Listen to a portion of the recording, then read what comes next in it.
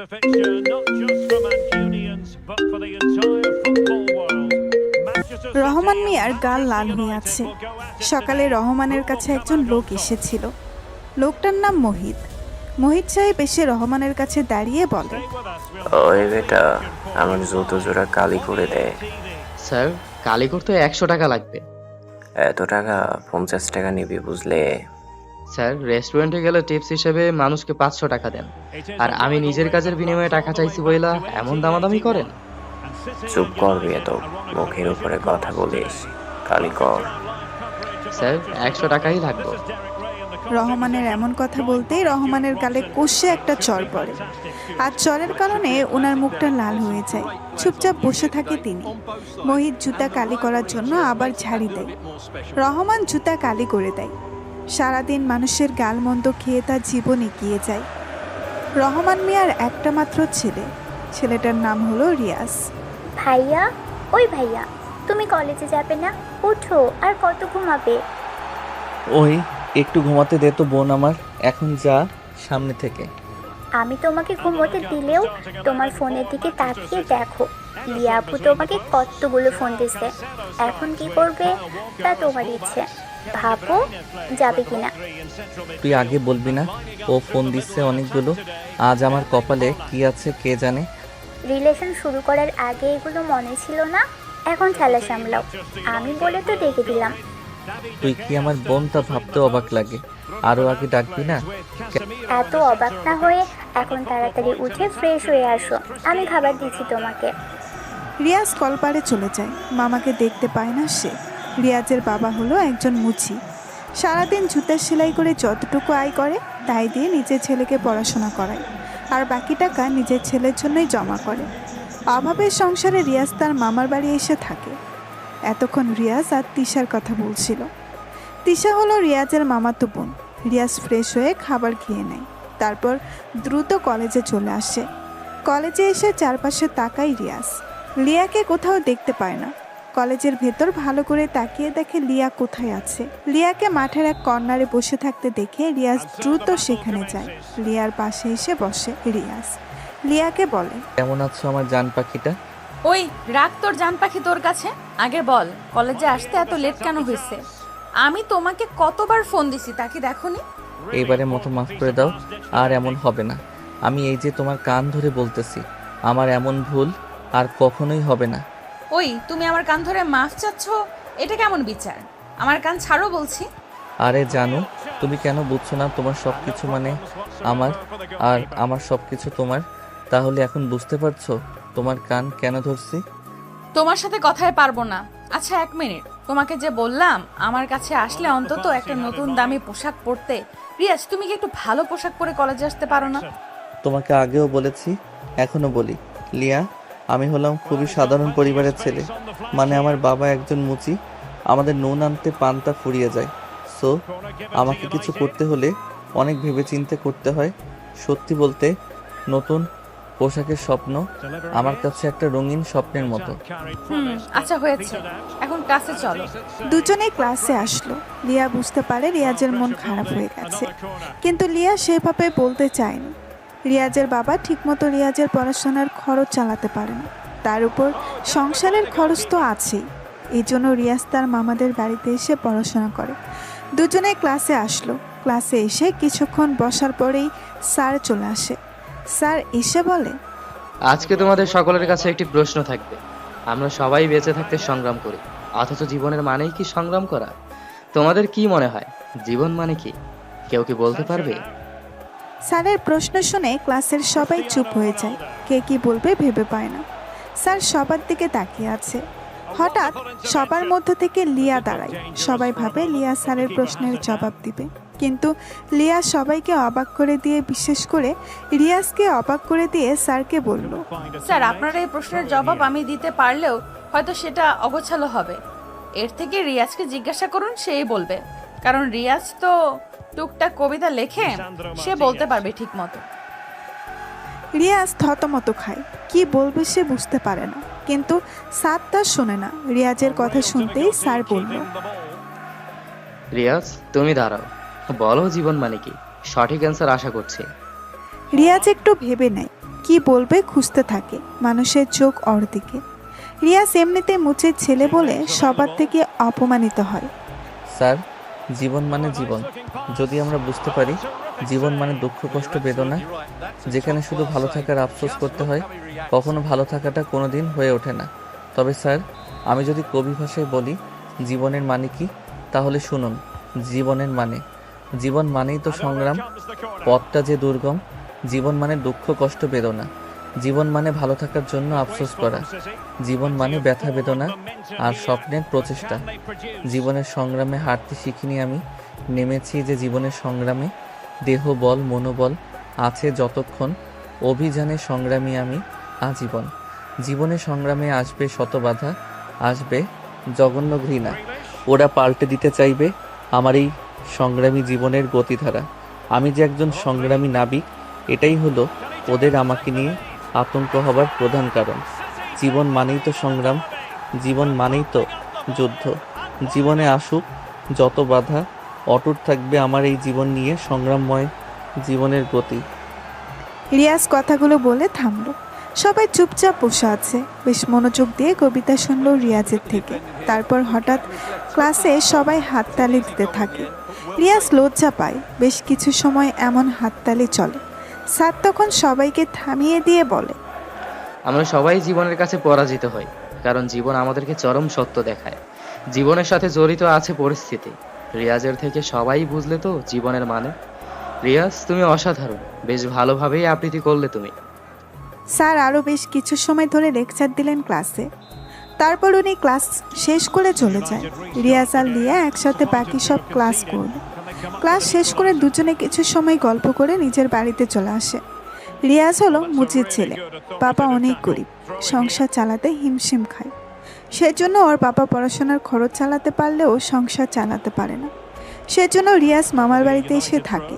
ওর অনেক ইচ্ছে করে নতুন দামি পোশাক পরে কলেজে আসতে, লিয়ার সামনে যেতে, কিন্তু সেটা সম্ভব না। বাড়িতে আসে রিয়াজ, রাতে খাবার খেতে বসে ওর মামার সাথে। রিয়াজকে তার মামা বলে, রিয়াজ, রিয়াজ, আমার বোন তোমার বাবাকে ভালোবেসে বিয়ে করে চলে যায়। তোমার বাবা মুসি ছিল, এখনও আছে। তোমাকে পড়াশোনা করাই, ভালোভাবে পড়াশোনা করো, জলদি কিছু করো।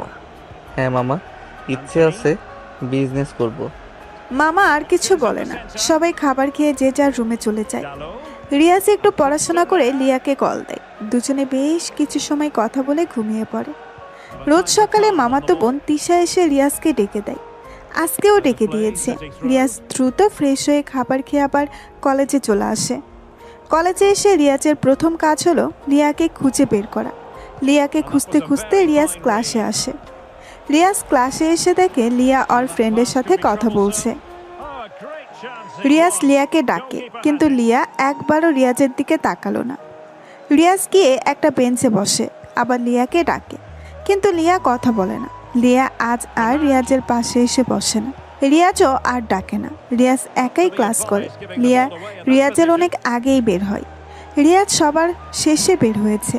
রিয়াজ কোনো দিক না তাকিয়ে কলেজ থেকে বের হয়। কলেজ থেকে আসার সময় রিয়াজ লিয়াকে দেখে একটা ছেলের সাথে রিক্সা করে যাচ্ছে দুইজন। রিয়াজ অবাক হয়, বুকের ভেতরটা ওর কেঁপে ওঠে। সে বুঝতে পারে না আজকে হঠাৎ করে লিয়ার ভেতরে এতটা পরিবর্তন কেন আসলো। রিয়াজ কখনো ভাবেনি লিয়া তার সাথে কথা বলবে না। রিয়াজ ওর চলে যাওয়ার দিকে তাকিয়ে আছে। তখন পেছন থেকে রিয়াজের ক্লাস ফ্রেন্ড রাজ বলল, রিয়াজ, ওইদিকে তাকিয়ে লাভ নেই। জানিস তো এই বর্তমান সময়ে যার টাকা নেই তার কেউ নেই, আর যার টাকা আছে তার সব আছে। আজ আমরা গরিব বলে অনেক কিছু সহ্য করতে হচ্ছে। তার মানে? তুই যখন আমাদের কলেজে ভর্তি হয়েছিস তখন থেকে তোকে বলেছি যে লিয়া হলো বড়লোক বাবার আদরের দুলালি। ওদের মতো ধনীদের কাছে আমাদের গরিব মানুষের ভালোবাসার কোনো মূল্য নেই বন্ধু। লিয়া এমন মেয়ে না রাজ, ও খুব ভালো একটি মেয়ে। তবে আজ হঠাৎ ওর কি হলো তা বুঝে উঠতে পারলাম না। বিকেলে ফোন দিয়ে জানবো ও এমন করলো কেন। আচ্ছা দেখ কি করবি। রিয়াজ আর কিছু বলে না। সে রাজের সাথে কথা বলা শেষ করে বাসায় চলে আসে। সময় পেরিয়ে রাত হয়। রাতে বই পড়া শেষ করে রিয়াজ লিয়াকে ফোন দেয়, কিন্তু রিয়াজ যতবারই ফোন দেয় লিয়াকে ঠিক ততবারই ওর ফোন ওয়েটিং বলে। মানে রিয়াজ কল করলে লিয়ার ফোন ওয়েটিং থাকে। রিয়াজের বুকটা কেমন কেঁপে ওঠে। এর কারণ যে কি রিয়াজ তা বুঝতে পারে না। রাতটা ছুঁই ছুঁই। রিয়াজ লিয়াকে আবার কল দেয়। 2বার ফোন দেওয়ার পরে লিয়া ফোন রিসিভ করলো। ওই, তোমার কোনো কি বিবেক বলতে কিছু নেই? এত রাতে কেউ কাউকে ফোন দেয়? এর আগে আমরা যে প্রতিদিন অনেক রাত পর্যন্ত কথা বলেছি, তখন তো কখনো এই কথাগুলো বলনি তুমি আমাকে। আর আজ হঠাৎ করে এমন করছো কেন, একটু খুলে বলবে কি? কিছু হয়েছে কি? আগে কি বলছি সেগুলো মনে করতে চাই না। আমি এখন ঘুমাবো, আগামীকাল কলেজে কথা হবে, বাই। ফোন দিবা না একদম। শোনো, রিয়াজকে আর কিছু বলতে না দিয়েই ফোনটা কেটে দিল। রিয়াজ অবাক হয়। বর্তমান সময়ে মানুষগুলো খুবই বড় বিচিত্রময়, যাদেরকে বুঝে ওঠা পারা একদমই অসম্ভব। দীর্ঘ একটা শ্বাস নিয়ে কথাটি বলল রিয়াজ। যাকে সে ভালোবেসেছে সে আজ রিয়াজকে অবহেলা করছে।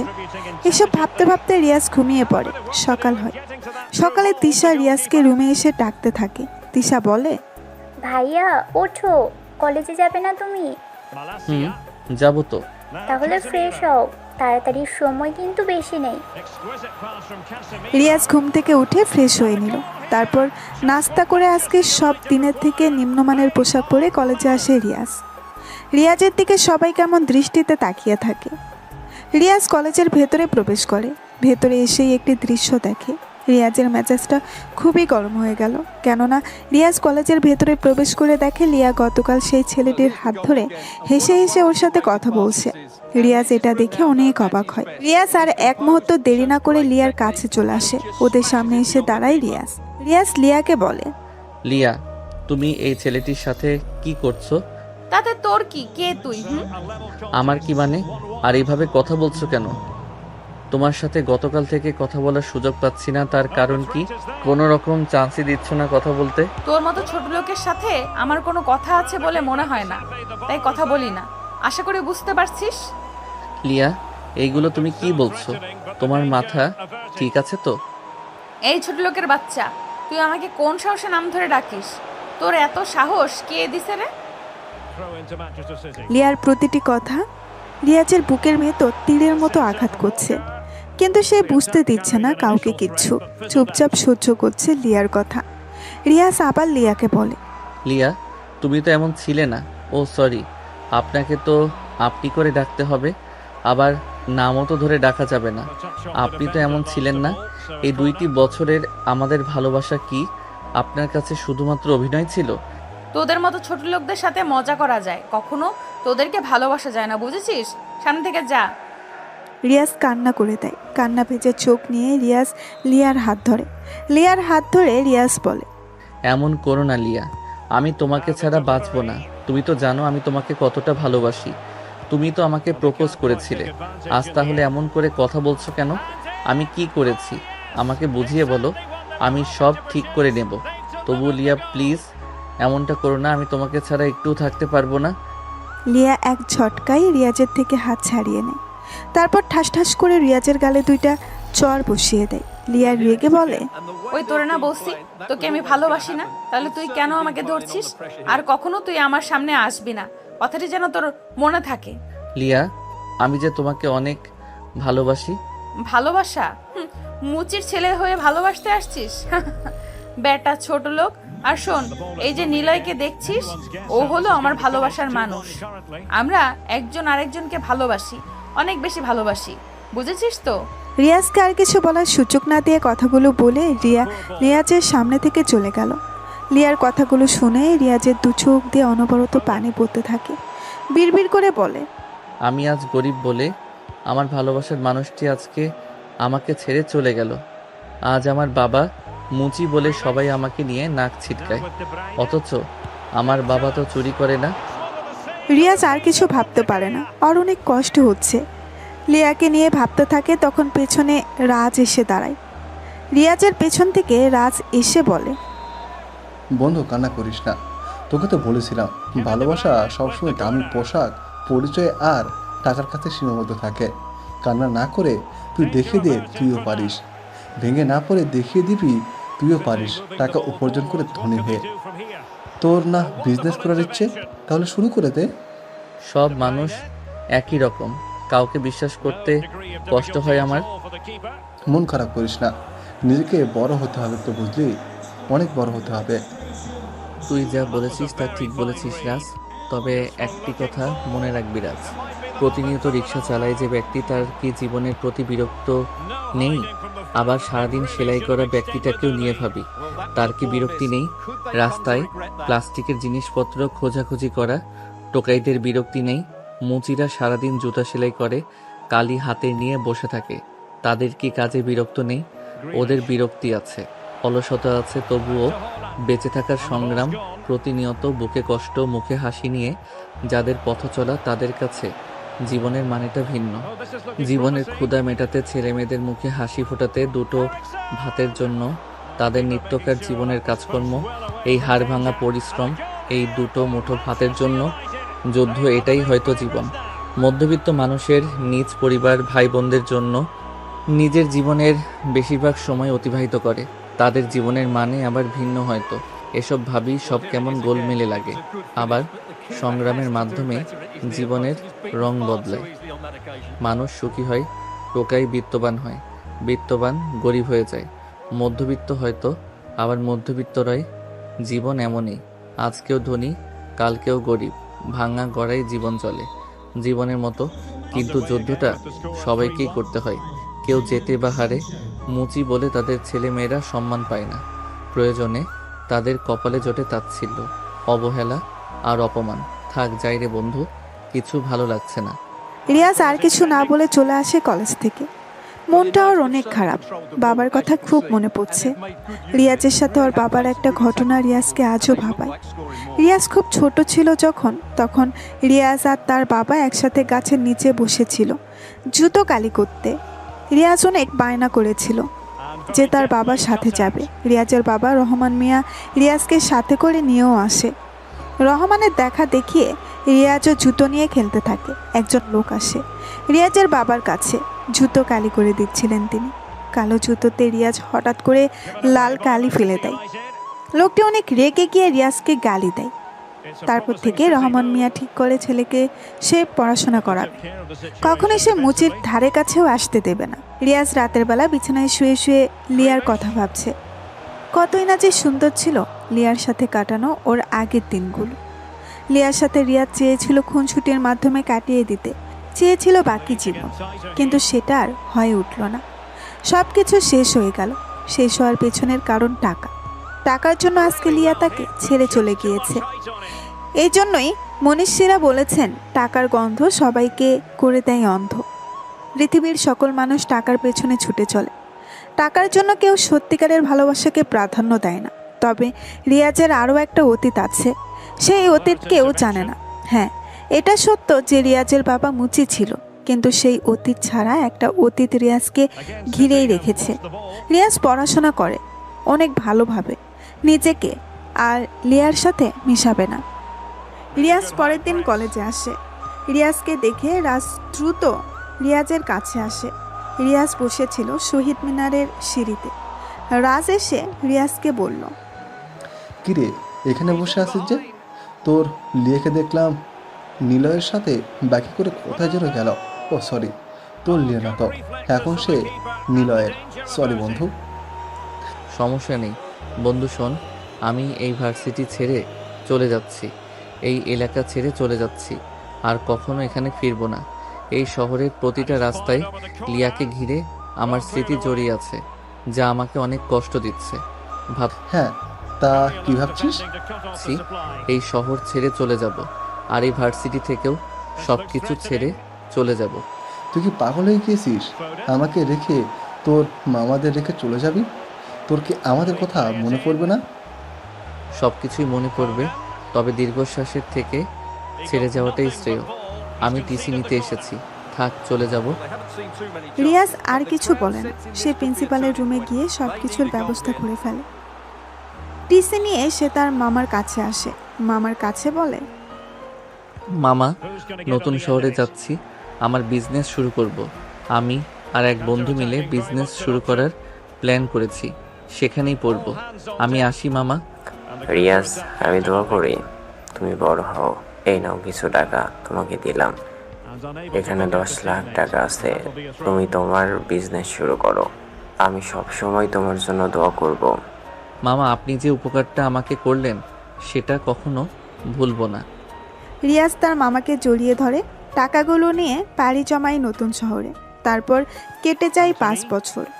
বাংলাদেশের মধ্যে আর এই কোম্পানির টপ বিজনেস কোম্পানির খেতাব অর্জন করেছে পরপর 3 বার। সারা দেশে আর এই কোম্পানির নাম ছড়িয়ে পড়েছে। দেখতে দেখতে কোম্পানিটা বিশ্বের কাছেও বেশ পরিচিত হয়ে পড়েছে। প্রতিদিন হাজার হাজার মানুষ এই কোম্পানিতে চাকরির জন্য ঘুরে ঘুরে বেড়ায়। কিন্তু কার ভাগ্যে এমন কোম্পানি জুটে? কোম্পানিটির অনেক শাখা বাংলাদেশের বিভিন্ন এলাকাতে প্রতিষ্ঠিত হয়েছে। প্রোডাক্টের মূল অনেক কম, আর তাছাড়া কর্মচারীদের বেতনও ভালো।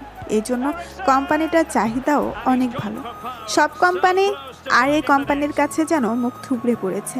বর্তমানে এই কোম্পানির মালিক একজনই, কিন্তু তার নাম এখনো অবধি কেউ জানে না।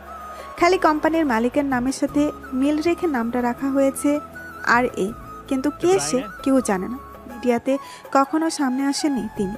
সবসময় কোম্পানির ম্যানেজার হাসান সাহেব কথা বলেছে কোম্পানির নানা বিষয় নিয়ে। আজকে কোম্পানিতে বড় রকমের ইন্টারভিউ হবে। দেশের বিভিন্ন জায়গা থেকে অনেক ছেলে মেয়ে মেন অফিসের চাকরির ইন্টারভিউ দিতে এসেছে। এক এক করে সবার ইন্টারভিউ রুমে প্রবেশ করে। সেখানে ম্যানেজার নিজেই ছিল। এই কোম্পানিতে ইন্টারভিউ দিতে এসেছে লিয়া নিজেই। লিয়া ইন্টারভিউ রুমে প্রবেশ করে, সব প্রশ্নের সঠিক জবাবও দেয়। এমন সময় ম্যানেজারের কাছে একজন নেতার ফোন আসে। হ্যালো হাসান সাহেব, আমি মেয়র বলছি। একটু আগে যে ছেলেটা আপনার কাছে ইন্টারভিউ দিল সে আমার ভাগ্নে হয়। ওর চাকরিটা যেন হয়। প্রয়োজনে আমি 20 লাখ টাকা দিব। চুপ করেন আপনি। আপনি হয়তো জানেন না এখানে ঘুষের মাধ্যমে চাকরি হয় না, নিজের যোগ্যতায় চাকরি হয়। আপনার ভাগ্নে কিচ্ছু পারেনি, রেজাল্টও ততটা ভালো না। আজকে যারা ইন্টারভিউ দিয়েছে তাদের মধ্যে একজন বেশ ভালো, আর সে আমার সামনেই দাঁড়িয়ে। আমাদের স্যারের পার্সোনাল অ্যাসিস্ট্যান্ট হিসাবে তাকেই নিযুক্ত করা হবে। এরপরে যদি এসব নিয়ে ফোন করেছেন তো আপনাকে পুলিশে দিব বলে দিলাম। ম্যানেজার ফোন রেখে দেয়। লিয়ার দিকে তাকায় সে। লিয়াকে বল, আজ থেকে তুমি হবে স্যারের পিএ। স্যার আসলে স্যারের সাথে পরিচয় করিয়ে দিব।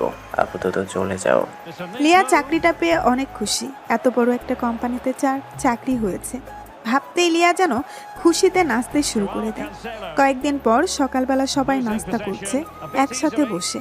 কোম্পানির ম্যানেজার, রিয়াজের বাবা, রিয়াজের মামা সহ আরও কয়েকজন। তখন ম্যানেজার আঙ্কেল রিয়াজকে বলে, রিয়াজ তুমি রেডি তো? আমরা নাস্তা করে বের হব অফিসের উদ্দেশ্যে। আজকে কিন্তু অফিসে তোমার যেতেই হবে। কাকা তুমি থাকতে আবার আমার যেতে হবে কেন? তুমি ছাড়া কে যাবে বলো? পার্সোনাল সেক্রেটারি লাগবে। ইন্টারভিউ দিয়ে নিয়েও এলাম, অথচ মাসখানিক হলো তুমি অফিসে যাচ্ছ না। এটা কোনো কথা হলো? আজকেই যাবা, রেডি হও। আচ্ছা আমি এখনই বের হব। তুমি একটু পরে এসো অফিসে। নতুন যাদেরকে নিয়োগ দিয়েছেন তারা তো কেউ আমাকে চিনে না। আমি একটু আগে গিয়ে অফিসের উচ্চপদস্থ কর্মকর্তাগুলোর আচরণ কেমন তা দেখতে চাই। সাথে আমার নতুন পিএকে একটু দেখা যাবে। আচ্ছা ঠিক আছে, যা ভালো বোঝো করো। রিয়াজ খাবার শেষ করে। বাকিরাও খাবার খেতে থাকে। ম্যানেজারটা হলো এই কোম্পানির আসল মালিক। রিয়াজ কোম্পানিটা কিনে নিয়েছিল অনেক বছর আগে, কিন্তু আসল মালিককে যেতে দেয়নি। তাকেই ম্যানেজার করে রেখে দিয়েছে কোম্পানিতে। রিয়াজ খাবার শেষ করে অফিসের উদ্দেশ্যে বের হয়। বেশ কিছু সময় পর রিয়াজ অফিসে চলে আসে। অফিসে পুরনো স্টাফরা আজ তেমন নেই। নতুনরা রিয়াজকে চেনেই না। পুরনো পাবলিকরা মিটিং রুমে আছে। রিয়াজ নিচতলার অফিসের মধ্যেই ঘুরে ঘুরে দেখছে। একটু পর সে সিঁড়ি বেয়ে যখন উপরে উঠছে তখনই রিয়াজের একটি মেয়ের সাথে ধাক্কা লাগে। রিয়াজ মেয়েটার দিকে প্রথমে তাকায়নি। মেয়েটি হলো লিয়া। লিয়াও রিয়াজের দিকে তাকায়নি। লিয়া যখন রাগী মুঠ নিয়ে রিয়াজের দিকে তাকালো তখন লিয়া অবাক চোখে রিয়াজের দিকে দেখতে থাকে। লিয়া ও রিয়াজের দিকে তাকায়নি। লিয়া যখন রাগী মুঠ নিয়ে রিয়াজের দিকে তাকালো তখন লিয়া অবাক চোখে রিয়াজকে দেখতে থাকে। রিয়াজও অবাক হয়ে তাকিয়ে আছে লিয়ার দিকে, কেননা মেয়েটি আর কেউ নয়। রিয়াজ যার সাথে ধাক্কা খেয়েছে মেয়েটি হলো লিয়া।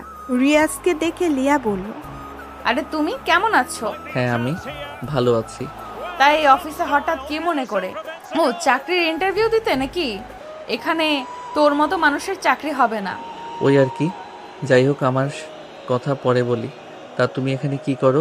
এটা তো আমাদের অফিস, মানে আমি এই অফিসের বসের পার্সোনাল অ্যাসিস্ট্যান্ট, মানে পিএ। যদি তোমার চাকরি হয় তাহলে আমাকে ম্যাম বলে ডাকবে, বুঝেছো? তুমি এই অফিসের বসের পিএ? বাহ, বেশ বড় পদে চাকরি পেয়েছো। এত বড় চাকরি কে দিল তোমাকে? ওই তোমাকে না বলছি আমাকে ম্যাম বলে ডাকবে? কাকে কি ডাকতে হয় তা কি জানো না তুমি? এটা অফিস, আর অফিসে আমি হলাম বসের কাছের লোক। তুমি আমাকে ম্যাম বলবা, বুঝছো? বড় পদের লোকেদের সম্মান দিতে হয়, সেইটুকু শিখোনি? শিখবে বা কি করে? তোমাদের মতো ছোট লোকেরা এইগুলোর কিছুই বুঝবে না।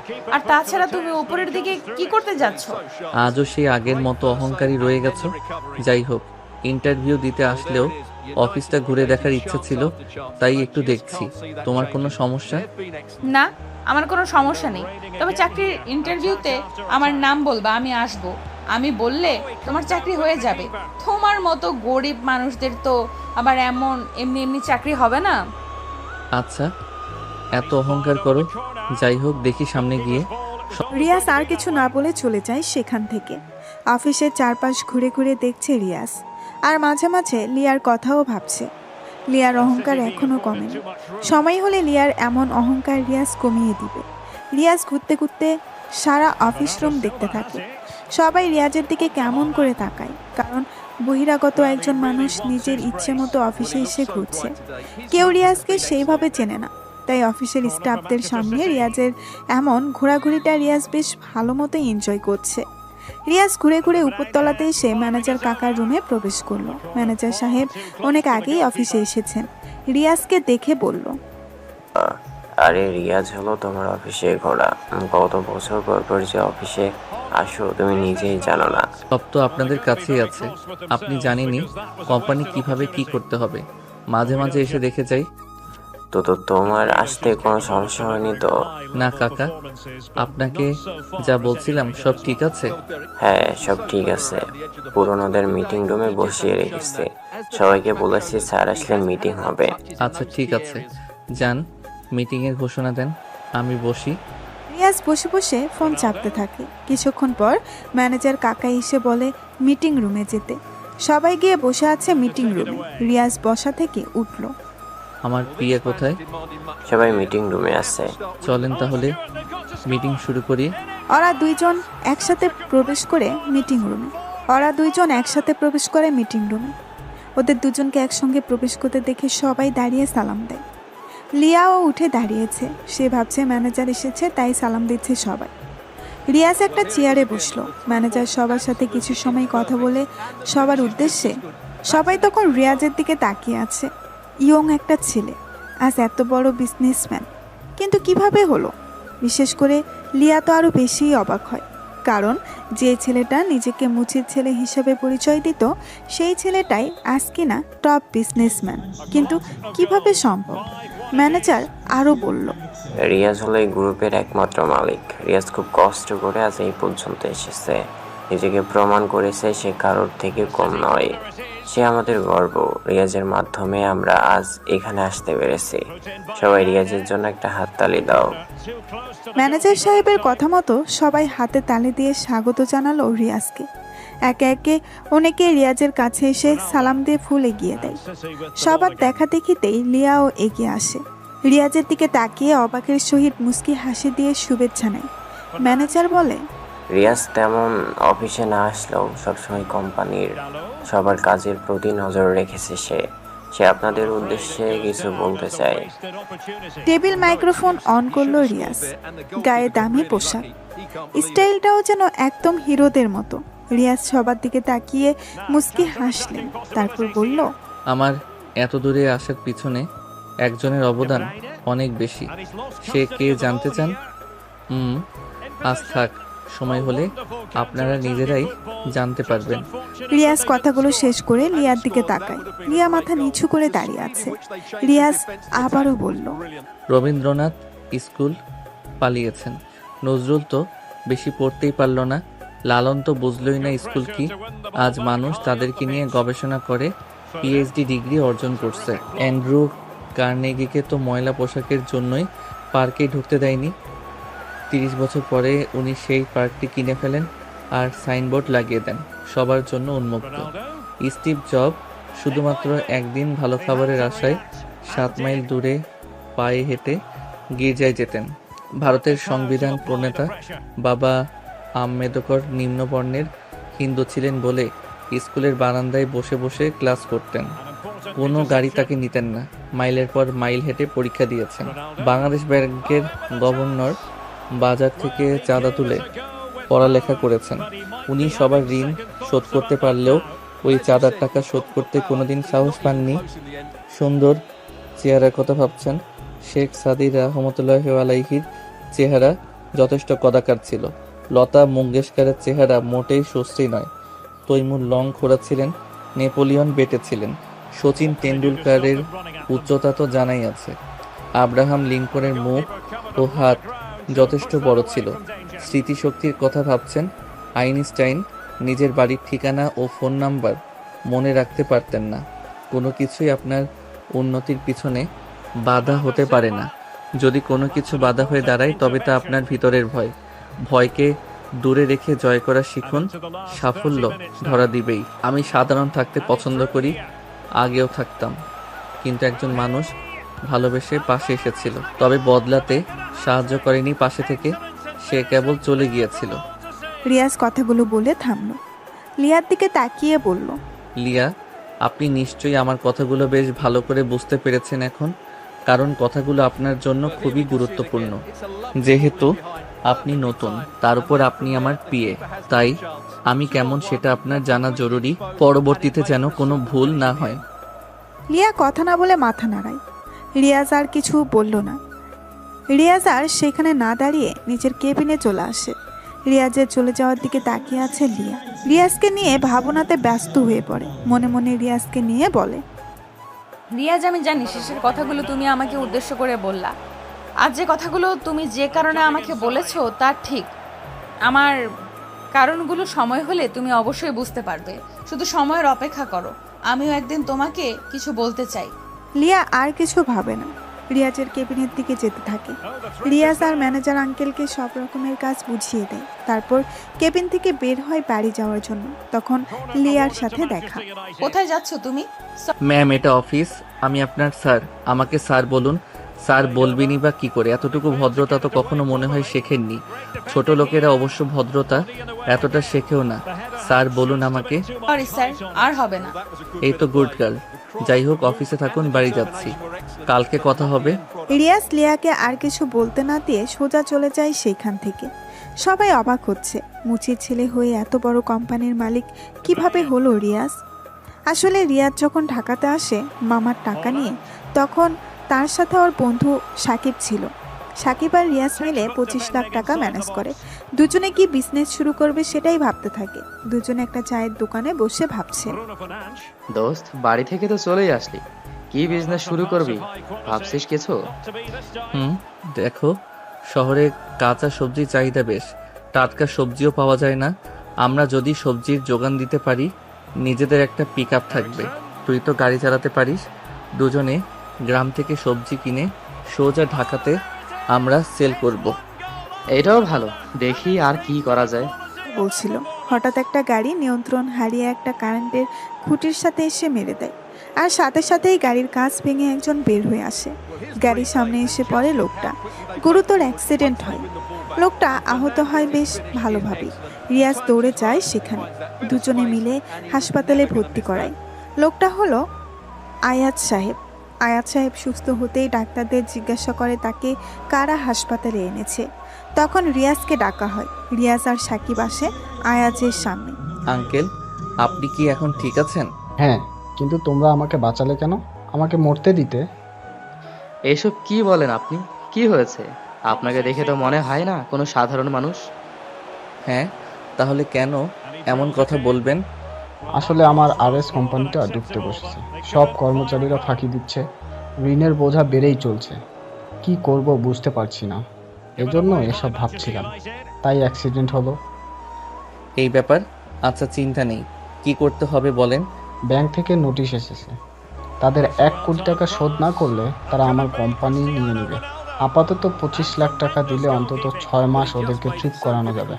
একটা কাজ করুন, আমরা 25 লাখ টাকা দিচ্ছি, আমাদেরকে কোম্পানির 25% মালিকানা দিন, বাকিটা আমরা দেখে নেব। কি বলিস তুই? ডুবতে থাকা কোম্পানি কিনতে চাস তুই? হ্যাঁ সেটাই।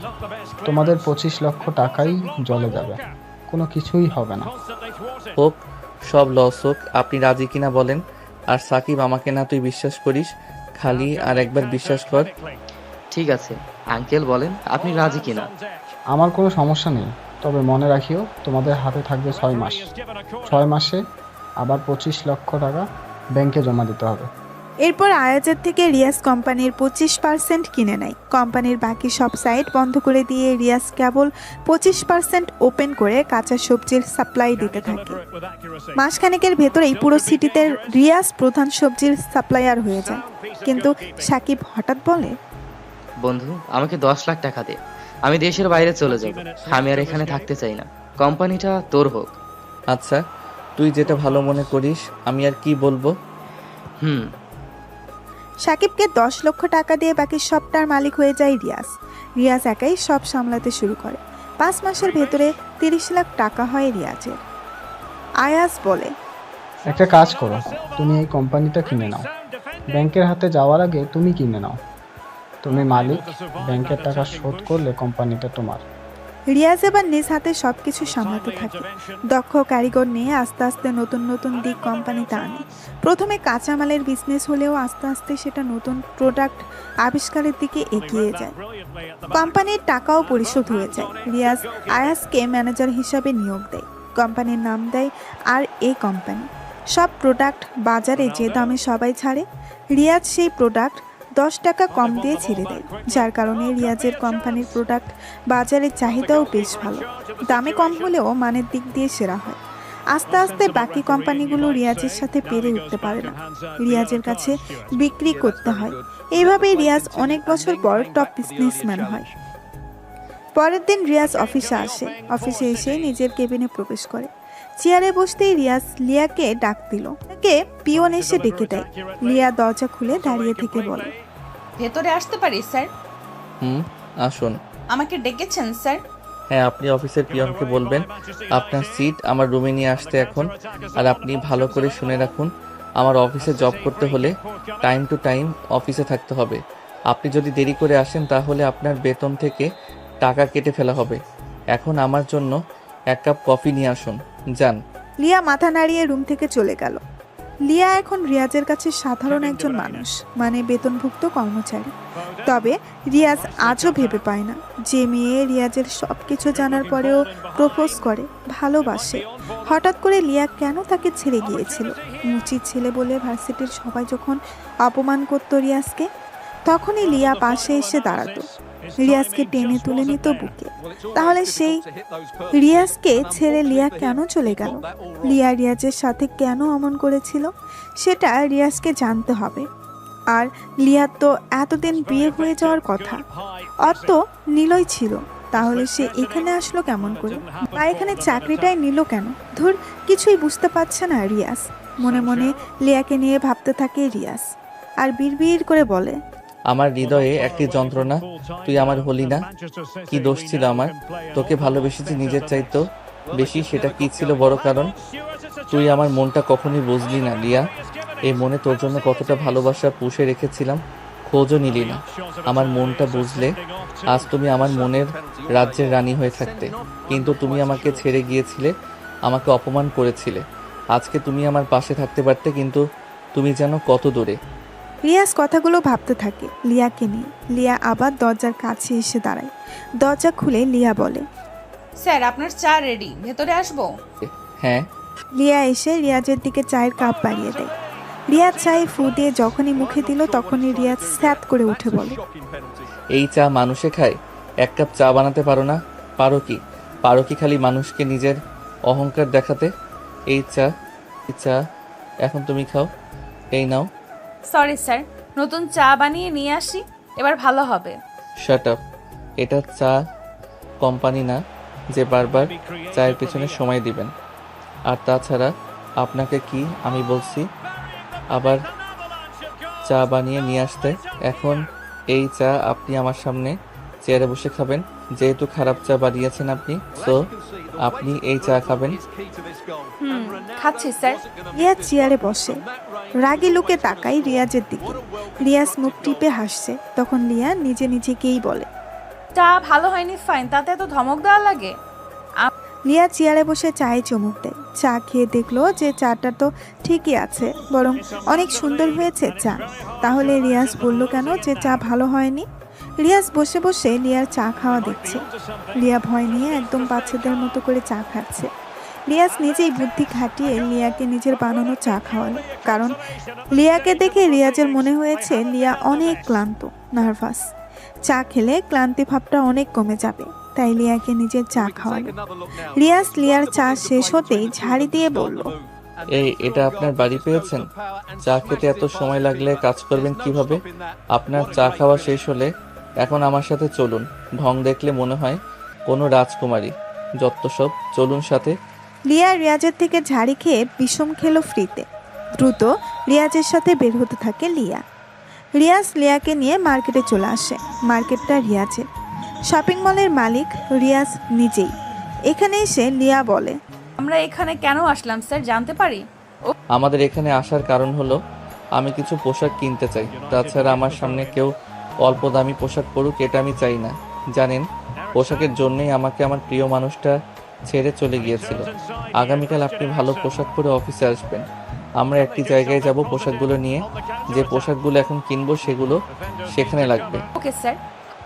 লিয়া লজ্জা পায়, কারণ রিয়াজ সুযোগ পেলেই তাকে আগের কথাগুলো শুনিয়ে দিচ্ছে। লিয়া চুপচাপ মাথা নিচু করে সেসব শুনতে থাকে। রিয়াজ এবং লিয়া দুজনেই পছন্দ করে কিছু পোশাক কিনল। শপিং শেষ করে দুজনেই একটি ভালো রেস্টুরেন্টের ভেতর প্রবেশ করে। দামি দামি খাবার অর্ডার করে। দুজনেই খাবার খেয়ে রেস্টুরেন্ট থেকে খাবার খেয়ে লিয়াকে নিয়ে বের হয়। সারাদিন শপিং মল, রেস্টুরেন্ট থেকে অফিসের সময় পার হয়। তাই লিয়াকে রিয়াজ তার বাসায় যেতে বলে, আর রিয়াজও বাসায় চলে আসে। বাসায় আসার পর মা বলে, এতগুলো মার্কেট কার জন্য করছো বাবা? আমি আগামীকাল সকালে মামার বাসায় যাব গ্রামে। আমার বন্ধুকে দেখতে হবে। মামা, আমি এবং রাজের পরিবারের জন্য কিছু কিনেছি আম্মু। রাজ আমার খুবই কাছের বন্ধু, কিন্তু ওরা তো খুবই গরিব। আমার খারাপ সময়ে সে পাশে ছিল। আমি যখন ঢাকা আসব তখন রাজকেও নিয়ে আসব। আমাদের অফিসে এনে ওকে ভালো একটা চাকরি দিব, যাতে করে ওদের পরিবারে আর কোনো অভাব অনটন না হয়। আমি রাজের খবর রেখেছি মা। ছেলের এমন আচরণে মা খুশি হয়। পরের দিন রিয়াজ গাড়িতে করে শপিং ব্যাগগুলো চাকরদের দিয়ে গাড়িতে ঢোকায়। রিয়াজ খাবার খেয়ে গাড়ি নিয়ে বের হলো। রিয়াজ সকালবেলা গাড়ি নিয়ে বাসা থেকে বের হলেই রিয়াকে ফোন করে। হ্যালো, কে? কে মানে? আপনার কাকে লাগবে বলেন। স্যার আপনি? আপনি এখনো ঘুমাচ্ছেন? আপনাকে কি বলেছিলাম কালকে? মনে নেই স্যার। আপনার বেতন না 50,000? 5,000 টাকা কাটলাম মনে নেই বলে, আর 5,000 টাকা কাটলাম দেরি করে। ঘুম থেকে ওঠার জন্য গ্রামে যাব। রেডি হয়ে 10 মিনিটের মধ্যে আপনি আপনার বাসার সামনের রাস্তায় এসে দাঁড়াবেন। যদি দেরি করেন তাহলে এবার পুরো বেতনটাই কাটা যাবে বলে দিলাম।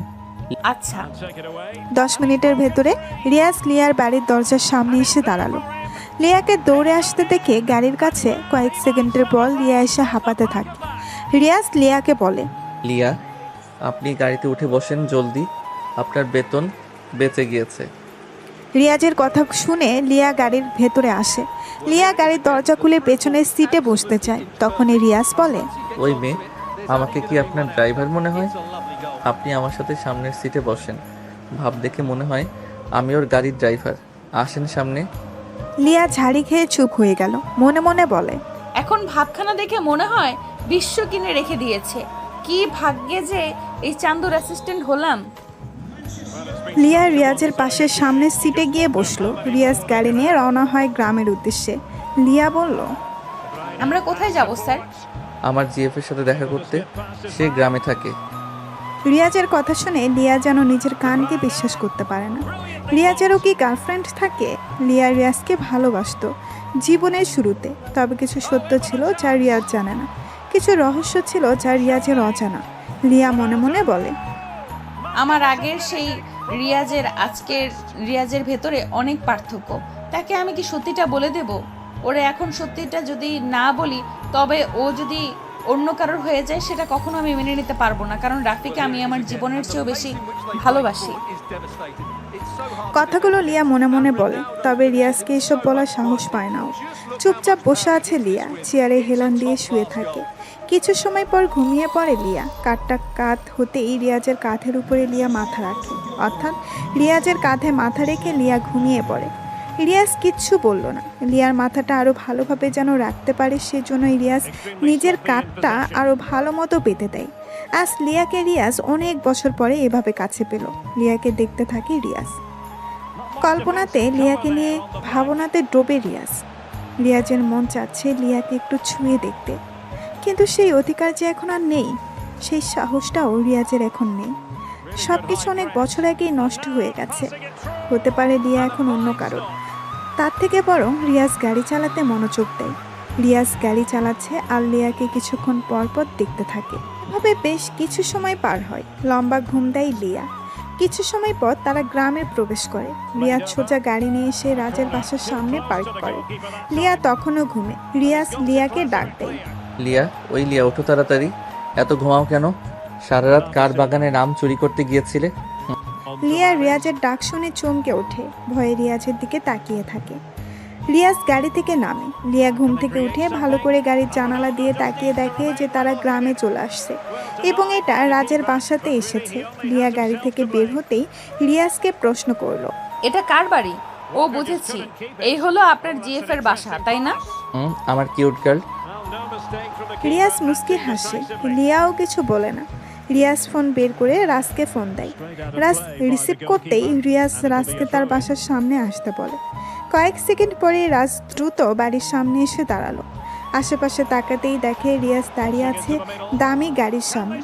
রাজ রিয়াজকে দেখে দৌড়ে কাছে আসে। রিয়াজকে সে জড়িয়ে ধরে। কি রে তুই? এত বছর পর মনে পড়লো আমার কথা। কেমন আছিস? বাপরে, একসাথে এত প্রশ্ন, একটু দম নেই। রাজ কিছু বলতে যাবে, তবে তার আগেই হঠাৎ করে রাজের চোখ যায় লিয়ার দিকে। রাজ তখনই লিয়াকে বলে, এ কি লিয়া, তুমি ওর সাথে? কেমন আছো তুমি? আলহামদুলিল্লাহ ভালো, তুমি কেমন আছো? রিয়াজকে দেখে ভালো আছি অনেক। বাইরে কেন? বাড়ির ভেতরে যেতে হবে তো। এইভাবে বাইরে দাঁড়িয়ে থাকবি নাকি রিয়াজ? চল ভিতরে। রাজ ওদের বাসার ভেতরে নিয়ে চলে আসে। রিয়াজের হাবভাব দেখে রাজ বুঝতে পারছে আসলে রিয়াজ অনেক বড়লোক হয়ে গেছে। তাছাড়া রিয়াজ রাজকে মাঝে মাঝে কল করত, সবটা বলতো রাজকে। রাজ রিয়াকে বলে, রিয়াজ, আমি গরিব মানুষ, তুই যে আমার বাসায় আসবি সেটা কখনো কল্পনাও করিনি। তোর মতো বন্ধু হয় না রে, রোজ খবর নিতি, বাট আসার কথা বলার সাহস পেতাম না। থাক, তোর ঢং তুই নিজের কাছে রাখ, না হলে কিন্তু চলে যাব বলে দিলাম। আচ্ছা সরি বন্ধু, দুপুরে কি খাবি বল? পুকুরে মাছ আছে, সেটাই হোক আজকে, ওকে? হারামি, জিজ্ঞাসা করবি কেন? যা আছে সেটাই দিবি। দুজনে কথা বলতে থাকে। রাজ মাছ ধরে আনে পুকুর থেকে। দুপুরে সবাই মিলে খাবার খায়। রাজেরা আগের মতো আর নেই। রাজের বাবার ছোট্টখাটো একটা দোকানের বিজনেস ছিল, মোটামুটি ভালোই আর্ন হতো সেখান থেকে। দুপুরের খাবার শেষ করে রিয়াজ, রাফি, লিয়া বসে আছে পুকুর পাড়ে গাছের নিচে। রিয়াজ রাজকে বলে, আচ্ছা রাজ, তোদের যে একটা ব্যবসা ছিল তা কেমন করে এমন লস হলো? মানে এখন নেই কেন? কি হয়েছিল? কিছু নেতার জন্য আজ আমাদের এই অবস্থা। এখন আমাদের অবস্থা খুবই খারাপ, তা তো দেখতে পাচ্ছিস। বড় একটা দোকান ছিল বাজারের মধ্যে, খুচরা থেকে পাইকারি সব কিছু পাওয়া যেত আমাদের দোকানে, ভালো চলছিল সব। কিন্তু নেতাগুতার ছেলেপুলেদের জন্য ব্যবসা টিকিয়ে রাখা সম্ভব হয়নি। কেন? কি করতো? তারা প্রতি মাসে ব্যবসা থেকে 2 লাখ টাকা নিতে জোর করে, সেজন্য আর বিজনেস করে শান্তি পেতাম না। ও আচ্ছা, যাই হোক, লিয়া আমার গাড়ির পিছনে কিছু প্যাকেটগুলো আছে, তার সবগুলো নিয়ে আসো এখন। ঠিক আছে স্যার। লিয়া চলে যায় সেখান থেকে। রাজের মুড অফ হয়ে গেছে। রিয়াজও কিছু বলছে না। লিয়া গাড়ির কাছে আসে। পেছনে ডিকি খুলে দেখে যে গতকালকের সেই শপিং ব্যাগগুলো আছে সেখানে। লিয়া সবগুলো ব্যাগ একসাথে করে রিয়াজের কাছে আসলো। রাজ সেই দিকে তাকিয়ে আছে। লিয়া এসে বলল, এই নিন স্যার, সবগুলো আনছি। রাজের কাছে দাও সব। রাজ, এই গিফটগুলো তোদের জন্য, মানে আন্টি আঙ্কেল, তোর বোন আর তোর জন্য, বুঝেছিস? এগুলো কি দরকার ছিল রিয়াজ? হাসছিস, ঘুরবি, খাবি, থাকবি। এসব বলতে হবে না, ভদ্রতা দূরে রাখ। বন্ধু হই তোর আমি, তাই আমার খারাপ সময়ে তুই থাকবি, তোর খারাপ সময় আমি থাকবো, সিম্পল। যাই হোক রাজ, শোন, আমি তোকে নতুন ব্যবসা শুরু করার জন্য টাকা দিতে চাই। আমার বিপদের সময় করুণা করতে আসছিস রিয়াজ তুই? এটা তো আমার চাই না। রাজ, তোকে আমি করুণা করতে আসিনি, তুই তা ভালো করেই জানিস। আগেই বলেছি বিপদের সময়ের বন্ধু প্রকৃত বন্ধু। তোর পাশে যদি না থাকতে পারি তাহলে আমি কেমন বন্ধু হলাম তোর? অন্তত এসবের জন্য যদি করুণা কথা শুনতে হয় তাহলে মরে যাওয়া উচিত, তাই না? কিন্তু রিয়াজ, আসলে লিয়াও যেন ওদের কথাগুলো শুনতে রিয়াজ কিছু বলছে না, রাজও কিছু বলছে না, দুজনেই চুপচাপ বসে আছে। লিয়াও যেন ওদের কথাগুলোই শুনছে, চুপচাপ দর্শকের মতো বসে আছে। নীরবতা ভেঙে রিয়াজ রাজকে বলল, রাজ, তোকে একটা গল্প বলি, তাহলে শোন। বিপদের সময়ের প্রকৃত বন্ধুর নাম আত্মবিশ্বাস। একবার একজন বিজনেস এক্সিকিউটিভ প্রচণ্ড অর্থ সংকটে পড়লেন। তিনি দেনার দায়ে ডুবেছিলেন ও সেটা থেকে মুক্তির কোনো উপায় খুঁজে পাচ্ছিলেন না। তার বিনিয়োগকারীরা মুখ ফিরিয়ে নিচ্ছিল, সাপ্লায়াররা তাদের অর্থ ফেরত চাচ্ছিল। এরকম সংকটময় মুহূর্তে তিনি একটি পার্কে চুপচাপ বসেছিলেন, ভাবছিলেন এরকম কোনো উপায় বের করা যায় কিনা যাতে তিনি এই সমস্যা থেকে মুক্তি পেতে পারেন। তার প্রতিষ্ঠানও রক্ষা পাবে ব্যাংকের হাতে বাজেয়াপ্ত হওয়া থেকে। হঠাৎ করে একজন বৃদ্ধ লোক সেখানে এসে দাঁড়ালেন। লোকটি তাকে বলল, আপনাকে চিন্তিত মনে হচ্ছে, কিছু কি হয়েছে? আমাকে বলা যাবে? বিজনেস এক্সিকিউটিভ তাকে সব খুলে বললেন। সব শুনে বৃদ্ধ বললেন, আমার বিশ্বাস আপনার সাহায্য করতে পারবো। তিনি লোকটিকে তার নাম জিজ্ঞেস করলেন। একটি চেক বের করে তাতে বিজনেস এক্সিকিউটিভের নাম লিখলেন ও স্বাক্ষর করে চেকটি তাকে দিলেন আর বললেন, এই চুক্তি এখন কিছু এক জায়গায়, আবার 1 বছর পর আমাদের দেখা হবে। তখন ইচ্ছা করলে আপনি আমার টাকা ফেরত দিতে পারেন। এই বলে বৃদ্ধ দ্রুত চলে গেলেন। বিজনেস এক্সিকিউটিভ দেখলেন তার হাতে 5 লাখ মার্কিন ডলারের চেক, যেটিতে স্বাক্ষর রয়েছে জন ডি রকফেলারের। তিনি ছিলেন পৃথিবীর সবচেয়ে ধনী ব্যক্তিদের একজন। তিনি ভাবলেন, এখন আমি আমার আর্থিক অনটন নিমিষেই কাটিয়ে ফেলতে পারি। কিন্তু তিনি সেটা না করে চেকটি নিজের কাছে রাখলেন। ভাবতে শুরু করলেন, চেক তো আমার কাছে আছেই, কিন্তু এটা ব্যবহার না করেই কি আমি এই বিপদ থেকে পরিত্রাণের কোনো উপায় পেতে পারি না? নতুন আশা, সাহস ও উদ্যম আর পরিকল্পনা নিয়ে তিনি আবার কাজে ঝাঁপিয়ে পড়লেন। ধীরে ধীরে তিনি তার নিজস্ব চিন্তা ও পরিকল্পনার সাহায্য নিয়ে দেনা থেকে মুক্ত হতে শুরু করেন। এক সময় তিনি সব বকেয়া অর্থ পরিশোধ করেন। কর্মীদের ও সাপ্লায়ারদের বেতন একটি নির্দিষ্ট পরিকল্পনার মাঝে এনে পরিশোধ করেন। কয়েক মাসের মাঝেই তিনি আবার লাভের মুখ দেখতে শুরু করেন। ঠিক 1 বছর পর তিনি সেই চেকটি নিয়ে সেই পার্কে এসে বৃদ্ধকে খুঁজতে শুরু করেন ও দেখা পেয়েও যান। তিনি তাকে নিজের সাফল্যের গল্প বলতে শুরু করেন। এরকম সময় একজন নার্স এসে বৃদ্ধকে টেনে নিয়ে যেতে থাকেন। নার্স বিজনেস এক্সিকিউটিভকে বললেন, আপনি ওনার কথায় কিছু মনে করবেন না। বার্ধক্যজনিত কারণে উনি কিছুটা এলোমেলো আচরণ করেন ও নিজেকে জন ডি রকফেলার বলে দাবি করেন। এই বলে নার্স বৃদ্ধকে নিয়ে চলে গেলেন। হতভম্ব হয়ে ব্যবসায়ী ভদ্রলোক দাঁড়িয়ে রইলেন। তিনি বুঝলেন তার সাফল্যের কারণ আসলে চেকটি নয়, বরং তার মাঝে পুনরায় জন্ম নেওয়া সাহস ও আত্মবিশ্বাসী তাকে ঘুরে দাঁড়াতে সাহায্য করেছে। তাই আমি তোকে ওনার মতো হতে বলিনি। তুই আমার টাকাগুলো নিয়ে নতুন করে ব্যবসা শুরু করবি। পরে একসময় না হয় আমার টাকাগুলো ফেরত দিলি। করুণা নয়, বলতে পারিস ঋণ দিচ্ছি। তবে একটি কথা ভালো করে মনে রাখবি, যে কথাটি আমি তোকে গল্পের শুরুতে বলেছি। বিপদের সময় প্রকৃত বন্ধুর নাম আত্মবিশ্বাস। তুই গল্পটার লোকটির চিন্তা শক্তি নিয়ে একটু ভাব, তবেই তুই সফলতা পাবি ব্যবসায়, ইনশাআল্লাহ। আর টাকাটা তো রইল, ঋণ নিলি যখন নিজেকে প্রতিষ্ঠিত করতে পারবি আমাকে ফেরত দিবি। রিয়াজ আর কিছু বলল না। রাজও চুপচাপ বসে থাকে। রিয়াজ রাজকে কিছু টাকা দেয়। রাজ সেই টাকার ব্যাগের দিকে তাকিয়ে থাকে। রিয়াজ টাকাগুলো দিয়ে আর দাঁড়ায় না, ওদের কাছ থেকে বিদায় নিয়ে ঢাকার উদ্দেশ্যে রওনা দেয়। সাথে লিয়াও থাকে। সারা রাস্তা দুজনে কোনো কথা বলে না। লিয়া তো রাজকে ভয় পায়, তাই কথা বলে না। রিয়াজও বলেনি আর। ঢাকায় পৌঁছাতে ওদের অনেক রাত হয়ে যায়। রিয়াজ লিয়াকে ওর বাসার সামনে রেখে সে নিজের বাসায় চলে আসে। রিয়াজ অনেক ক্লান্ত, সে দ্রুত বাড়িতে আসে, কলিং বেল বাজায়। যখন কাজের লোক দরজা খুলে দেয় তখন রিয়াজ পুরাই অবাক হয়ে গেল, কেননা বাড়িটা সম্পূর্ণভাবে সাজানো, চারপাশে ভালো মতো ফুল আর লাইটিং করা। রিয়াজ বাসার ভেতরে প্রবেশ করে আর মাকে জিজ্ঞেস করলো, আম্মু এইগুলো কিসের জন্য? মানে বাড়িটা এমন সাজানো কেন? তোমার আগামীকাল বিয়ে, তার জন্য সাজানো হয়েছে। রিয়াজ তো একদম আকাশ থেকে পড়ার মতো অবস্থা, সে অবাক হয়ে গেছে। হঠাৎ করে রিয়াজের এমন বিয়ের বিষয় দেখেই অবাক হয়ে গেছে। রিয়াজ বলে, এত তাড়াহুড়ো করে এসব করার কি বেশি দরকার ছিল? মানে আমি তো কিছুই জানি না, আমাকে তো কিছুই বলনি। তোকে আমি কতবার বিয়ের কথা বলেছি, তার কি কোনো হিসেব আছে বল? আর ঠিক যতবারই বলেছি ঠিক ততবারই তুই বিয়ে করতে চাসনি, যার জন্য তুই দেশেও আসতে চাসনি বিয়ের জন্য।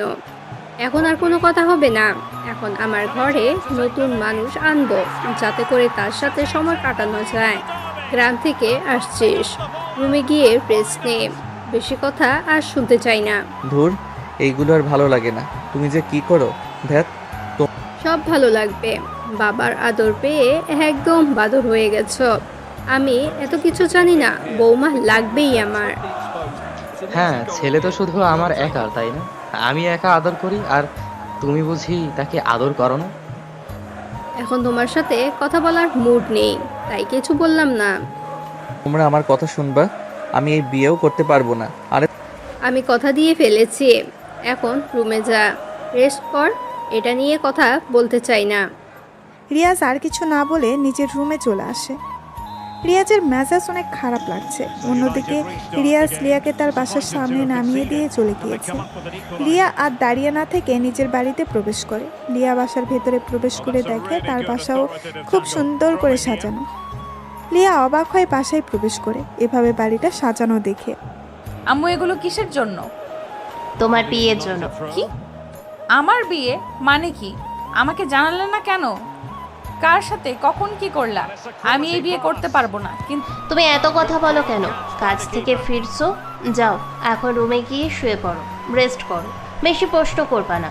তো মা, আমি এই বিয়ে কিভাবে করব বুঝতে পারছো না কেন? কিছুই করার নেই আম্মাজান, সব কিছু উপর থেকে ঠিক করা। তারপরে আমি কথা দিয়ে ফেলেছি, সো এখন যাও। কি বলবো আর? তোমার ঠিক করা যেখান থেকেই হোক, আমি রিয়াজকে ছাড়া আর কাউকেই বিয়ে করতে পারবো না। আমি রিয়াজকে ভালোবাসি, জানো তো। লিয়া তার মায়ের সাথে কথা বলছিল। এমন সময় লিয়ার আব্বু উপর থেকে সিঁড়ি বেয়ে নিচের দিকে নামতে থাকে। উনি নামতে নামতে লিয়াকে বলে, আমি যা করেছি তোমার ভালোর জন্যই করেছি, এত কিছু এখন শোনার সময় নেই। আর তাছাড়া আমি জানি ছেলেটাকে তোমার পছন্দ হবে।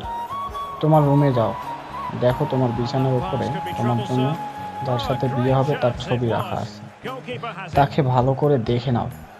তারপরে বলবা বিয়ে করবে নাকি করবে না। না করতে চাইলে আমি অন্য ব্যবস্থা করে নেব। তোর ভালো লাগে না? তোমরা সব সময় আমার সাথে এমন জোর করো। লিয়া রাগ দেখিয়ে নিজের রুমে চলে আসে। কারো ছবি দেখার সময় নেই ওর, রাগে ওর গা জ্বলছে। লিয়া তার বান্ধবী সিমিকে ফোন দেয়। সিমি ফোন ধরতেই লিয়া বলে, ওই সিমির বাচ্চা, তোর ফোন ধরতে কতক্ষণ লাগে রে? দ্রুত ফোন ধরতে পারিস না? একটু দেরি হলো, তাতেই তোর মেজাজ গরম হয়ে গেছে। কি হয়েছে সেটা বলতো। তুই বুঝবি কি করে আমার অবস্থা? আমি কতটা বিপদে আছি সেটা তুই শুনলে তুইও অবাক হবি। আমার সারা শরীর রাগে জ্বলে রে। কি হয়েছে সেটা তো বলবি। আগে ভালো করে শ্বাস নে, তারপর কথা শেষ কর, না হলে কিছুই বুঝতে পারছি না। তোকে আর কি বলবো, রাগ লাগছে আবার কান্নাও পাচ্ছে অনেক। তাহলে বলিস না, রাখলাম। থুর, কথা শোন কুত্তা। আমার আগামীকাল বিয়ে, মেজাজ খারাপ লাগে। কোথাকার কোন ছেলের সাথে বিয়ে ঠিক করেছে বাবা তাও জানি না। তুই জানিস তো আমি রিয়াজকে ভালোবাসি। এসব ভালো লাগে বল? হ্যাঁ, কি বলিস? তোর যদি কালকে বিয়ে হয় তাহলে তোর রিয়াজের কি হবে রে? এটাই তো ভাবছি, আমার মাথা কাজ করছে না। আচ্ছা ঠান্ডা হ। ছেলেকে তুই দেখেছিস? কেমন দেখতে? কে সে? না, দেখার ইচ্ছে নেই। বাবা আমার বিছানায় তার ছবি রেখে গিয়েছে। আচ্ছা, আগে দেখ ছবিটা, দেখি কি করা যায়। পারবো না দেখতে। পেতনি, আগে তুই ভালো করে তোর বরের ছবি দেখ, তারপর তাকে কল করে সব ঠিক করতে পারবি। তুই এতটা নিশ্চিত হয়ে বলতেছিস কেমন করে রে? আমি দেখতে চাই না কার সাথে বিয়ে হচ্ছে। সেটা বড় কথা নয় বান্ধবী, বড় কথা হলো তোমার কার সাথে বিয়ে হচ্ছে সেটা তোমার জানা দরকার, না হলে কিছুই করতে পারবো না। জলদি দেখে আমাকে জানা। লিয়া রাগ করে ফোন কেটে দিল। কোথাকার কোন ছেলে ওর বাবা ঠিক করেছে কে জানে। আর আব্বুর কথা মনে পড়ে লিয়ার। ছেলের পিক বিছানার উপরে রাখা। লিয়া এসে পিকটা হাতে নিয়ে সোজা করলো। লিয়া ছেলের পিক দেখে বিষম খায়। এতটা খুশি হয়ে যায় সে, চিৎকার করে ওঠে। কেননা ছেলেটি আর কেউ নয়, ছেলেটি হলো রিয়াজ, যাকে লিয়া নিজের থেকেও বড্ড বেশি ভালোবাসে। লিয়ার ছবির দিকে হা করে তাকিয়ে থাকে। তার ভালোবাসা আগামীকাল পূর্ণতা পাবে সেটা ভেবে ও ভীষণ খুশি। ভাবতেই পারছে না ওর বাবা রিয়াজের সাথে বিয়ে ঠিক করেছে। চোখ বন্ধ করে রিয়াজের কথা ভাবতে থাকে সিমি। সিমির চোখ যেন বিশ্বাসই হচ্ছে না, সে যেন স্বপ্ন দেখছে। লিয়া মনে মনে বলছে, আচ্ছা, আমার সাথে যে রিয়াজের বিয়ে হবে সেটা কি ও জানে? দূর, ও যা হবার বিয়ে পরে হবে। ভাবা ভাবির কাজ এখন করে মন খারাপ করতে চাই না। আমার রিয়াজ আমারই থাকবে। এখন একটু শান্তিতে একটা ঘুম দেই। লিয়া খুশিতে নাচতে শুরু করে দেয়। বাবাকে ধন্যবাদ দিয়েও আসে। আর বাবা কিছু বুঝতে পারে না, তবে লিয়া যে অনেক খুশি সেটা সে ভালো করেই জানে। লিয়াও জানে সে কেন আজ খুশি। পৃথিবীর প্রতিটি মানুষই চায় তার ভালোবাসার মানুষটির সাথে তার বাকি লাইফটি পার করে দিতে, একসঙ্গে দুইজন মিলে। কিন্তু বাস্তবতার কাছে হার মেনে কারোটা হয়ে ওঠে, আবার কারোটা হয়ে ওঠে না। প্রতিটি ভালোবাসা যেন পূর্ণতা পাবে এমনটি নয়। কিছু ভালোবাসা ভেতরে লুকিয়ে থাকে হাজারো চাপা কষ্ট আর বেদনা। আজকে রিয়াজের সাথে লিয়ার বিয়ে। লিয়া জানে, রিয়াজ জানে না। বিয়ে হচ্ছে লিয়ার সাথে। এদিকে বাড়িতে একের পর এক গেস্ট আসতে শুরু করেছে। রিয়াজের দরজার কাছে এসে নক করে তিশা। তিশা রিয়াজের মামাতো বোন। তিশার বিয়ে হয়েছে কয়েক বছর আগে। সাথে তিশার ছেলে তন্ময়ও আছে। কয়েকবার তিশার সাথে রিয়াজের দেখা হয়েছিল। তন্ময় এসেই বলে, মামা কেমন আছো? তন্ময়, মামা কখন আসলা? ভিতরে আসো। তিশা দাঁড়িয়ে কেন? এদিকে আয়। ভাইয়া, তোমার কার সাথে বিয়ে হয়েছে জানো? না রে, দেখিনি পিকচার। তুমি না লিয়াপুকে অনেক ভালোবাসতা, তাহলে বিয়েটা করছো কেন? ভাবছি বাড়ি থেকে পালাবো, বাট হচ্ছে না। যাই হোক, সেসব তোর ভাবতে হবে না। কখন আসছিস বল? এই তো আসছি কেবল। ভাইয়া জানো লিয়াপুর বিয়ে হয়নি এখনো। জানিস তুই? হ্যাঁ, তুমি যখন চলে আসছিলে তখন আপুর সাথে আমার দেখা হয়েছিল। আমি অনেক কথা শুনিয়েছিলাম, বলেছিলাম আমার ভাইয়া গরিব বলে কি তার জীবন নিয়ে খেললে? কি করেছিল ও তোমার সাথে?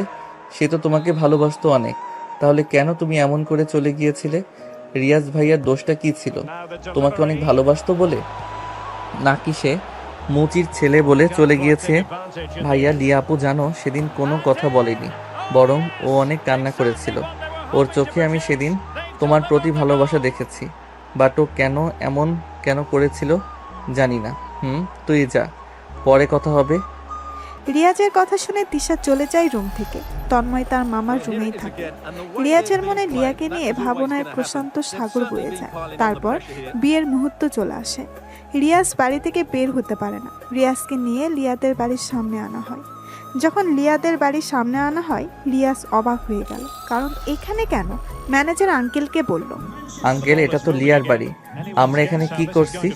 তা তো জানি না বাবা, এখানে আসতে বলেছি তাই আসছি, চলো ভিতরে। কিন্তু রিয়াজ কিছু বুঝতে পারে না। তাকে ধরে সবাই লিয়াদের বাড়ির ভেতরে নিয়ে আসে। বর আসছে ভেবে অনেকে এগিয়ে আসে। রিয়াজের যেন তখনও ঘোর লেগে আছে। বাড়ির ভেতরে এসে দেখে বাড়িটা বেশ সুন্দর করে সাজানো। রিয়াজকে একটি জায়গাতে বসানো হয়। কিছু সময় পর মেয়েকে নিয়ে আসা হলো। মেয়ের মাথায় লম্বা ঘোমটা টানে। রিয়াজ এখনো দেখেনি মেয়েকে, কিন্তু মেয়েটাই তো লিয়া নিজে।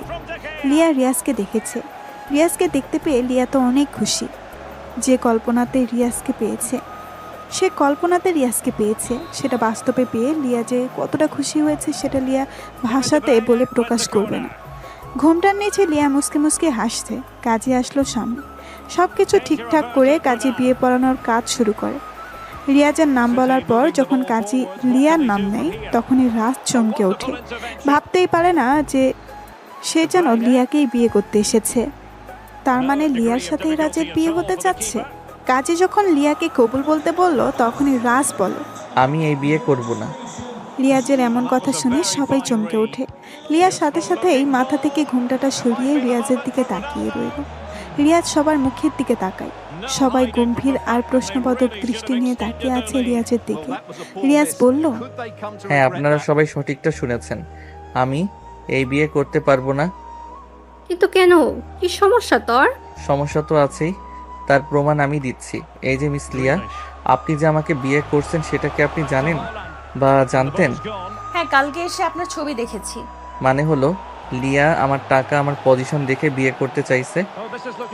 রিয়াজের মুখ থেকে এমন কথা শুনে লিয়া সহ লিয়ার পরিবার অবাক হয়ে যায়।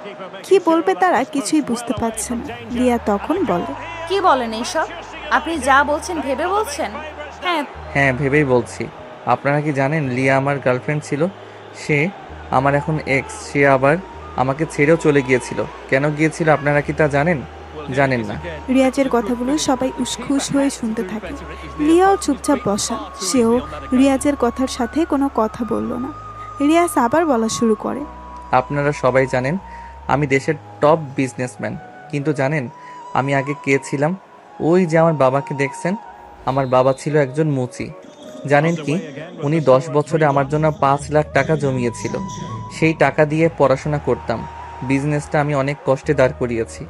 তখন আমার পাশে কেউ ছিল না। সবচাইতে যাকে আমার পাশে দরকার মনে করেছিলাম সে কখনো আমাকে বোঝেনি, আমার পাশে থাকেনি, আমাকে অবহেলা করেছে। রিয়াজ আবার থামলো।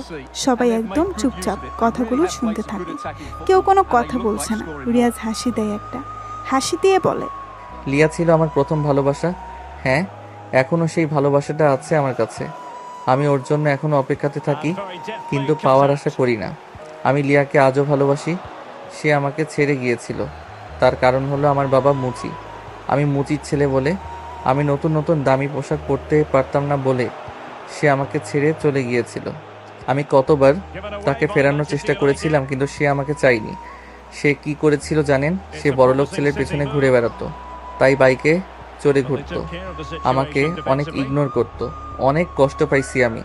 সে আমাকে ভালোবাসে না আমি জানি, তাই যেখানে ভালোবাসা নেই সেখানে বিয়ে না করাটাই ভালো।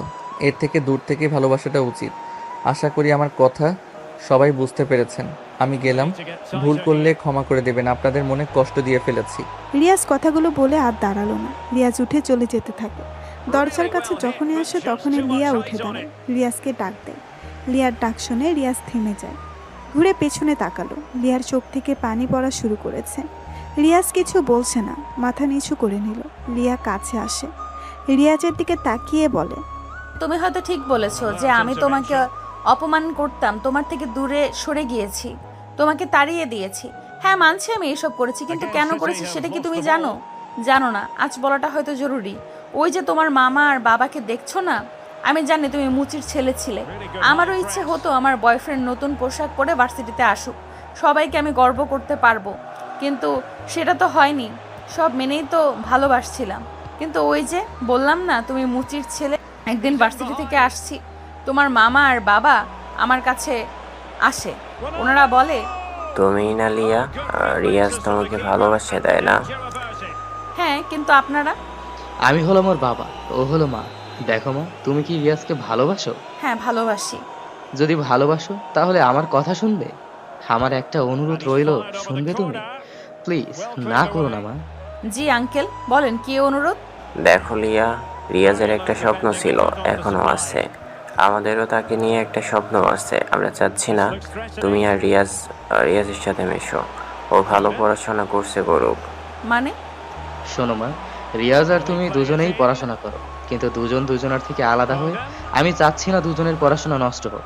সে তোমার কথা ভেবে পড়াশোনা নষ্ট করছে, তবে তুমি যদি আমার কথা শোনো তবে তোমাকে আমি ঠিক সময় রিয়াজের সাথেই বিয়ে দেবো। এটা আমি ওয়াদা করছি। তোমার বাবার সাথে কথা বলে নেব। সত্যি? তাহলে আমি যদি না থাকি রিয়াজ ঠিক মতো নিজেকে প্রতিষ্ঠিত করতে পারবে? যদি পারে তাহলে আমি রিয়াজের ভালোর জন্য ওর থেকে সরে যাব। হ্যাঁ, করবে। তুমি তোমার মতো থাকো, পরে আমরা তোমাদের 4 হাত এক করে দিব। আচ্ছা, সেদিনের পর আমি রিয়াজকে ইচ্ছে করেই ইগনোর করি, ইচ্ছে করে নতুন ছেলেকে নিয়ে ওর সামনে দিয়ে ঘুরে বেড়াতে থাকি, যাতে করে সে আমাকে ভুল বুঝে দূরে সরে যেতে পারে। আড়ালে কাঁদতাম আমি, অনেক কেঁদেছি আড়ালে, মন খারাপ আমার, কাউকে সেটা দেখাতে পারিনি। কত কষ্ট হতো, তবে এটা ভেবে ভালো লাগতো যে রিয়াজ আমারই থাকবে, সে বড় হোক। দূর থেকেই আমি তাকে সাপোর্ট করেছি, সেটা তার পরিবার জানে।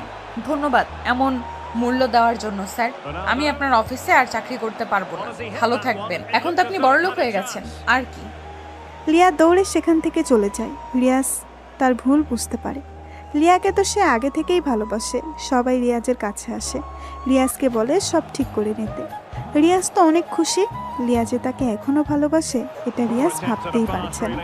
দৌড়ে রিয়াজও চলে আসে সেখান থেকে। লিয়াকে খুঁজতে খুঁজতে ছাদে চলে আসে। ছাদে এসে দেখে লিয়া এক কোণে দাঁড়িয়ে কাঁদছে। রিয়াজ গিয়ে লিয়াকে জড়িয়ে ধরে। কি ব্যাপার, আপনি আমাকে জড়িয়ে ধরলেন কেন? সরেন বলছি এখান থেকে। আমার বউকে আমি জড়িয়ে ধরবো? আমি কারোর বউ না, চলে যান আর ছাড়েন আমাকে। নো নো, ছাড়বো না। শোনো, তুমি আমাকে কষ্ট দিচ্ছ, আমিও একটু দিলাম, বাট আমি তোমাকে এখনো ভালোবাসি গো। সরি, আর হবে না এমন। তুমি অনেক খারাপ, আমাকে রেখে চলে যাচ্ছিলে। মনে হয়েছিল তুমি ডাকবে। আসো জান, কাছে আসো, আদর করি। হ্যাঁ, এখনো আমাদের বিয়ে হয়নি, বিয়েটা কি করবেন না স্যার? হ্যাঁ, চলো নিচে, সবাই অপেক্ষা করছে। আমি যে তোমাকে অনেক ভালোবাসি জান। আমিও ভালোবাসি। তারপর সেখান থেকে তারা দুজনে চলে আসে নিচে। তারপর ওদের বিয়েটা ধুমধাম করে হয় এবং সুখে শান্তিতে বসবাস করতে থাকে। Laporte. Now with Silva.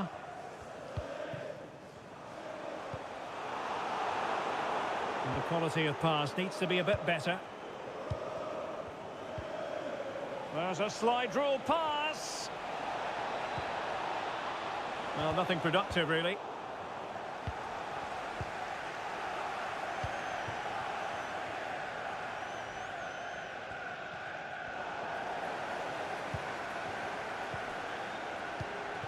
Sancho, and take it away.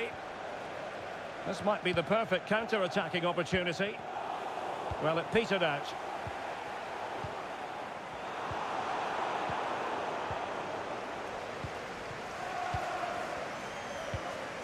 It's a neat move.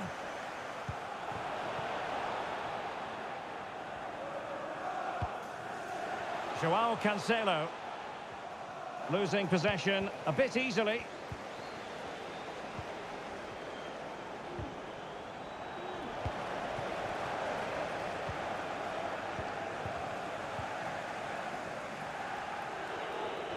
Now, who can he play it to? Well, didn't go to plan in the end.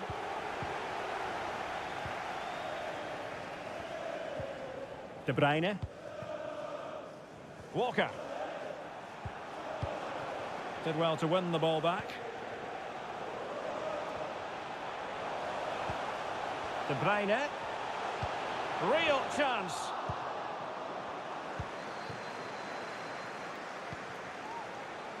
And he might be through here. Surely. In it goes. Well, it's one goal after another. A highly impressive performance.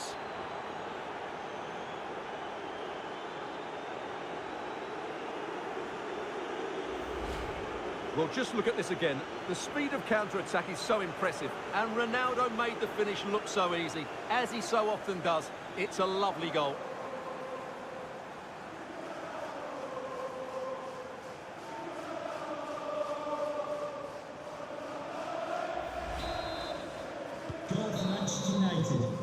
And there we have it. That brings to an end the first half here at the Etihad. Well, we're focusing on Cristiano Ronaldo for a reason, Stuart. Fair to say, he's been at his brilliant.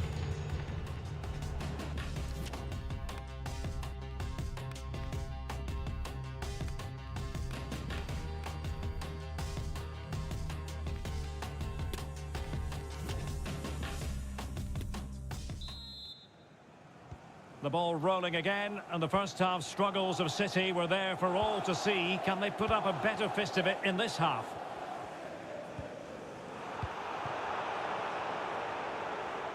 Might be a chance here. Well, in some style, Ederson prevents a goal.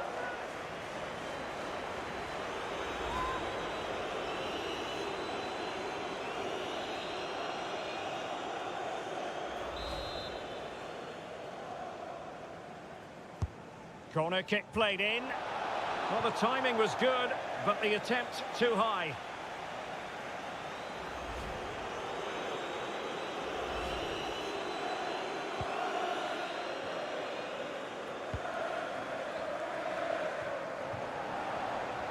Good work from City to win back the ball. And now passing it through. Couldn't quite hang on. And the keeper put to the test, but he comes through it. Well, he's so sharp, isn't he? Great first save and then the recovery. Well, there it is. United have created chance after chance, and I just can't see that changing. They've been excellent. And they're raiding again here. Attack after attack. Oh, he couldn't outwit the keeper.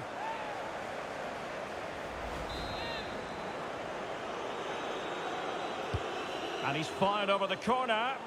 Goalkeeper's ball, it was always going to be that way.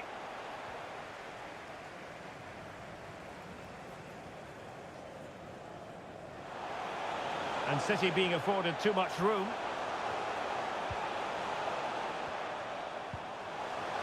And Bernardo Silva has it. On to Haaland. Well, he really wants his brace. Well, he looks so bright today. His movement has been excellent. Corner for Manchester City. And De Bruyne firing it over. And the corner far too close to the goalkeeper.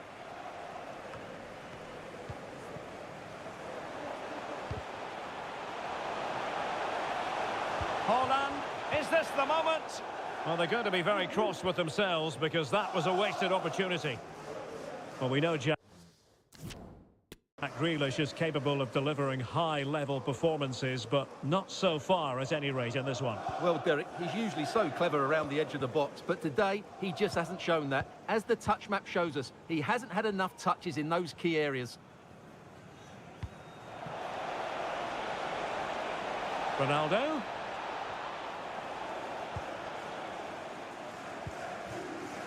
There to take it away. Well, these fans are demanding much more here. They have to start winning the ball back. Stewart, they've got to score! In it goes! Such a complete performance. 4 in front now.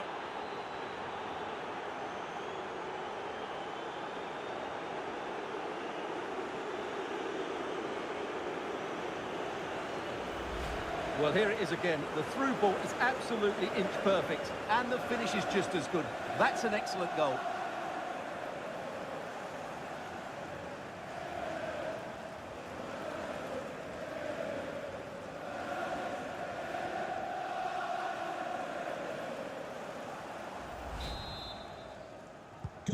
A glut of goals. 5-1 it is. Christian Eriksen.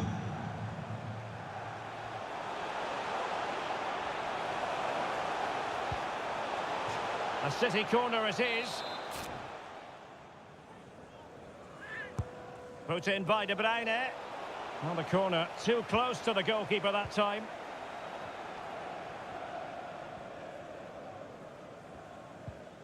Ronaldo. And City with the ball again.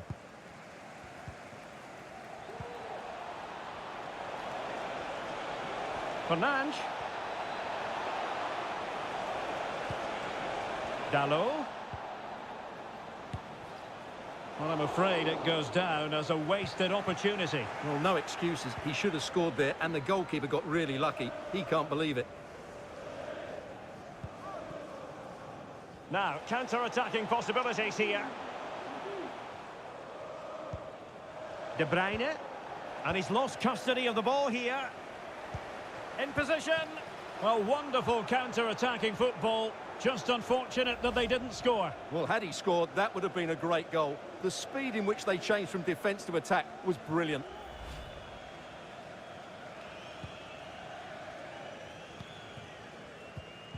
Good pressure to win the ball back high up the pitch.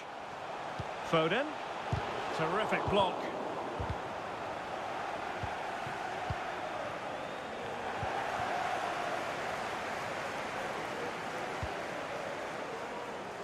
Ronaldo. It might be. They had to react, and did. That is how to apply the pressure.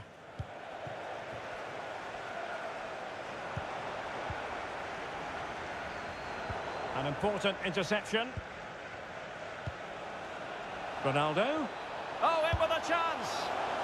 Well, he gave it a go with power, but he might be having second thoughts about that now. Well, as you said, he's gone for power, but he's not even close in the end.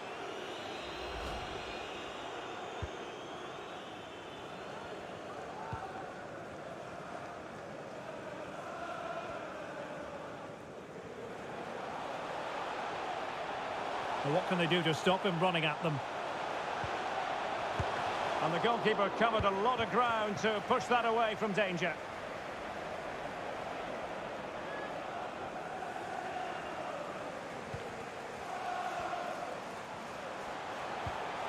Bernardo Silva. And that's an important intervention. And into the last 30 minutes now. And he's through here.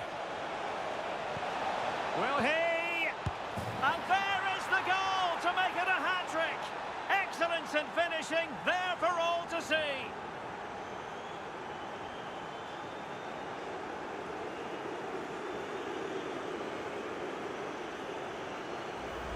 Well, here we can see it again. It's a lovely ball in behind, perfectly timed. And then from there, the keeper has little chance. 2-on-1, left completely exposed, and it made for a simple finish in the end.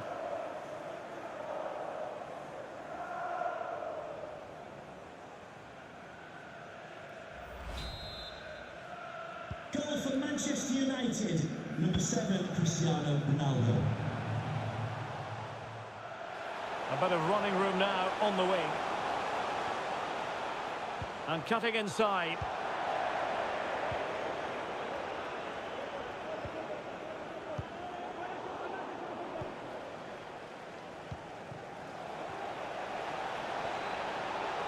Oh, the threat is there.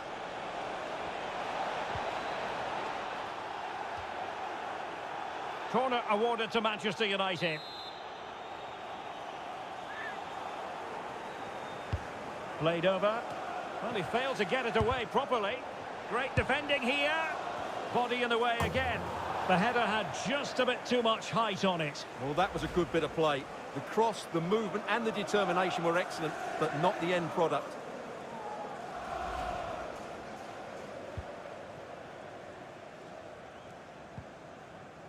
De Bruyne. Haaland. Textbook defending inside the box. Bruno Fernandes. Oh, that's a pass of high quality. Not to be this time.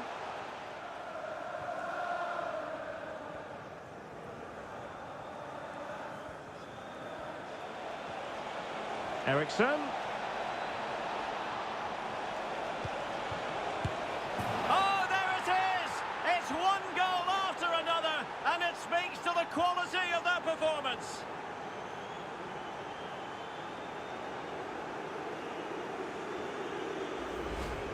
Well, here's the replay, and just look how quickly they break forward once they win the ball back. And Fernandez's finish is excellent. He times his run, he finds that bit of space, and he was never going to miss that.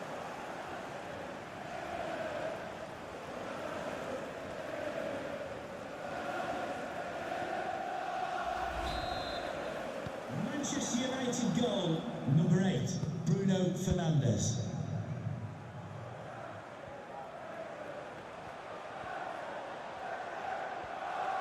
Promising sequence. And he drills it in. Well, that cross was more than acceptable, but they couldn't fire it home. Given away by Manchester United.